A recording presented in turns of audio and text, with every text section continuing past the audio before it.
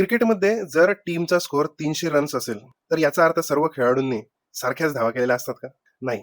कधी-कधी एकटाच फलंदाज 150 धावा करतो आणि बाकीचे जे प्लेयर्स असतात त्यांचं योगदान जे आहे ते थोडंसं कमी असतं. शेअर मार्केटमध्ये निफ्टीचंही एकदम तसंच असतं. निफ्टीमध्ये तुम्ही जर कधी ट्रेडिंग करत असाल, निफ्टीमध्ये ऑप्शन्स बायिंग करत असाल, ऑप्शन्स सेलिंग करत असाल, तर तुमच्यासाठी हा व्हिडिओ जो आहे तो खूप महत्त्वाचा आहे. आणि हे जे टूल मी समजून सांगतोय ते पण खूप महत्त्वाचं आहे.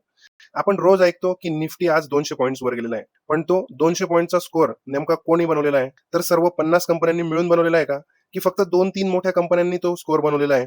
तर हे समजण्यासाठी आपल्याला स्टॉक मोजो नावाची जी वेबसाईट आहे त्याच्यावरचं जे टूल आहे, इंडेक्स कॉन्ट्रिब्युशन टूल खूप महत्त्वाचं आहे. हा टूल आपल्याला दाखवतो की निफ्टीमधील कोणत्या कंपनीने आज सर्वात जास्त पॉइंट्सचे योगदान दिलेले आहे. मग ते निफ्टी घसरलेला असेल, त्याच्यामध्ये कोणाचं योगदान आहे आणि वर गेलेला असेल निफ्टी तर त्याच्यामध्ये कोणाचं योगदान आहे, तर ते आपल्याला याच्यावरून समजू शकतं. लाईव्ह डाटामध्ये आपल्याला ते समजू शकतं.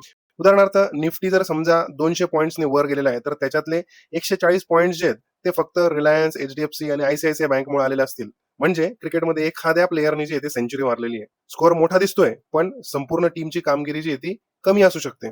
पण जर निफ्टीमध्ये 30-35 कंपन्यांनी मिळून जर कधी इंडेक्स वरती नेलेला असेल, प्राइस वर नेलेली असेल, तर ती रॅली जी आहे ती स्ट्रॉंग असते आणि जास्त टिकाऊ असते. म्हणजे संपूर्ण टीम जी आहे ती फॉर्ममध्ये आहे.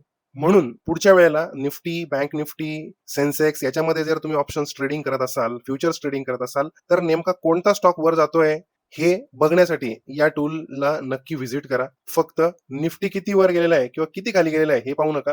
तर त्या निफ्टीच्या स्कोरच्या मागे कोण सेंचुरी मारणारा प्लेयर आहे ते सुद्धा बघा आणि त्याच्यामुळे तुम्हाला एक चांगली आयडिया जी आहे ती येऊ शकते.